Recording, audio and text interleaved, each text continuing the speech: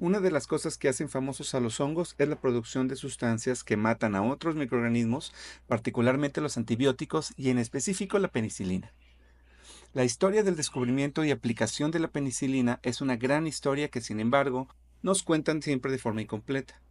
Y es que la parte romántica del descubrimiento hecho por Fleming suele usarse para inspirar y enamorar a las personas hacia la ciencia, pero lo que tiene que hacerse para que un descubrimiento pueda llevarse a la sociedad es igual o a veces más sorprendente y educacional. Un día de septiembre de 1928, en el laboratorio de un hospital en Londres, el doctor Alexander Fleming, un bacteriólogo escocés que trabajaba en el hospital, regresó de unas vacaciones y encontró algo curioso en una de sus placas de PET. Fleming estaba estudiando estafilococos, unas bacterias que son bastante comunes, pero una de las placas estaba contaminada por un hongo. Lo curioso es que alrededor de ese moho las bacterias simplemente no estaban creciendo. En lugar de tirar la placa como cualquier otro posiblemente habría hecho, Fleming hizo algo que ahora lo convirtió en una leyenda. Puso atención. Ese moho era el género Penicillium, que ahora sabemos que corresponde a la especie Rubens. Fleming lo aisló, lo estudió y estableció que producía una sustancia que era capaz de inhibir a las células de las bacterias, y a esto le llamó penicilina. En palabras del mismo Fleming, la nombró así para no tener que estar repitiendo constantemente en sus pláticas las frases filtrado de caldo de moho. Pero aquí viene la parte frustrante. Fleming no logró purificar la penicilina, ni mucho menos la pudo producir en cantidad suficiente para utilizarla como un medicamento. Su descubrimiento, aunque fue revolucionario, quedó casi olvidado por más de 10 años. En el año 1939, dos científicos de la Universidad de Oxford, Howard Florey, un patólogo australiano, y Ernst Boris Chain, un bioquímico alemán nacionalizado británico, junto con un pequeño equipo de investigadores, vieron el potencial que otros habían ignorado. Florey y Chain lograron algo que Fleming nunca pudo, que fue aislar y purificar la penicilina de forma efectiva. Con la ayuda de Norman Hitley, un joven químico británico que tenía una gran habilidad para la ingeniería improvisada, comenzaron a producir pequeñas cantidades de este antibiótico, en bandejas, en frascos para leche, en frascos de conservas, en todo tipo de contenedores. Tenían todo el piso de un sótano de laboratorio lleno de frascos produciendo caldos con penicilio. En 1940, probaron el antibiótico en ratones infectados con estreptococos. Los resultados fueron sorprendentes. Los ratones tratados con penicilina sobrevivieron, mientras que los que no fueron tratados con penicilina se morían. Así que era hora de probar en humanos. En 1941, trataron al oficial de policía Albert Alexander, quien tenía una infección grave tras un corte que se hizo en la cara. Al inicio, la penicilina hizo maravillas, mejorando mucho su sintomatología, le bajó la fiebre, la inflamación dejó de ocurrir, pero como no había suficiente antibiótico para seguirla administrando, empeoró y falleció algunos días después. Esta tragedia estableció que el reto ya no era realmente científico necesariamente, era industrial. Florey viajó a los Estados Unidos en 1941 para buscar apoyo. Allí el gobierno de Estados Unidos, consciente del potencial que tenía la penicilina en el contexto de la Segunda Guerra Mundial, actuó con mucha rapidez. Ese mismo año, el Comité de Investigación de Defensa Nacional organizó una colaboración entre el gobierno, universidades y empresas farmacéuticas para producir penicilina a gran escala. El trabajo se centralizó en el Northern Regional Research en Peoria, en Illinois, bajo la dirección del Departamento de Agricultura de los Estados Unidos.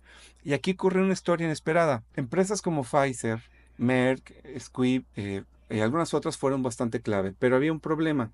La cepa de penicillium original de Fleming no producía suficiente penicilina como para que fuera factible. Así que en Peoria, donde estaba el laboratorio donde estaba centralizando el trabajo del Departamento de Agricultura, los científicos lanzaron una campaña nacional poco común, que era pedirle a la gente que les llevara todo el moho verde que pudieran encontrar en sus casas, en frutos, en vegetales, todo lo que estuviera en mal estado. Y entonces, una mujer llamada Mary Hunt, apodada después como Moldy Mary, llevó un melón que se encontró en el mercado que tenía superficialmente moho verde. Al ser analizado, este moho resultó ser Penicillium chrysogenum y esta cepa producía 200 veces más penicilina que la cepa original de Fleming. Este melón se volvió muy famoso.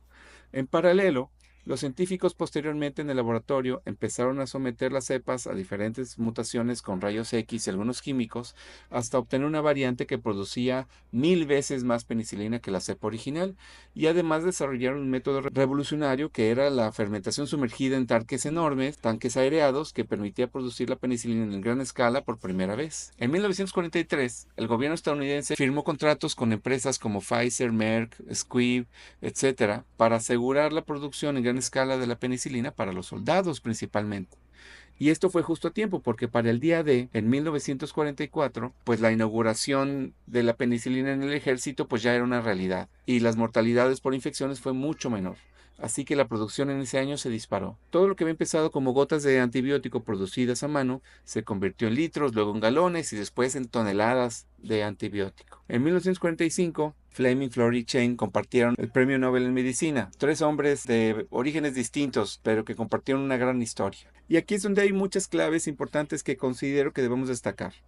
Alexander Fleming no fue el primero en describir la actividad antibiótica de Penicillium. Múltiples descripciones previamente, que datan desde los egipcios hasta algunas décadas antes que él, se hicieron de manera general o específica, donde Penicillium tenía actividad contra las bacterias. Fleming de alguna manera lo hizo en un mejor momento y de una forma más detallada que el resto. La molécula fue ya llamando poco a poco la atención de la gente porque por un lado resolvía una necesidad enormemente importante, pero por el otro porque hubo un grupo de personajes muy apasionados y muy tercos que impulsaron este desarrollo con mucha determinación. La guerra fue un factor bien importante, porque en el contexto de la guerra se justificó el presupuesto para poder desarrollarlo y luego su aplicación en la guerra validó contundentemente el valor que tenía esto. Afortunadamente también por otro lado la penicilina tenía la gran suerte de que no era enormemente tóxica para el humano, porque sustancias que maten microbios hay un montón, pero estas pues también matan al humano, entonces no son aplicables. Así que este es otro factor intrínseco de la molécula que resultó bastante favorecedor. Y podríamos mencionar algunas otras, pero el punto al que quiero llegar es que si bien el descubrimiento tiene un gran mérito de forma incuestionable, hay también enorme mérito en el esfuerzo que hicieron tantas personas que decidieron y descubrieron o inventaron formas de llevar esto a una escala masiva, a escalar la producción para que entonces la conexión entre descubrimiento y aplicación fuera una gran realidad. Quizás tú seas un descubridor, tienes el rol de generar nuevo conocimiento constantemente, pero quizás eres el otro componente, el que implementa los descubrimientos, el que los hace una realidad, es el que permite que ese descubrimiento funcione en la realidad actual, el que construye las aplicaciones de esos descubrimientos. Y hoy en día esas personas son fundamentales. Hasta la próxima.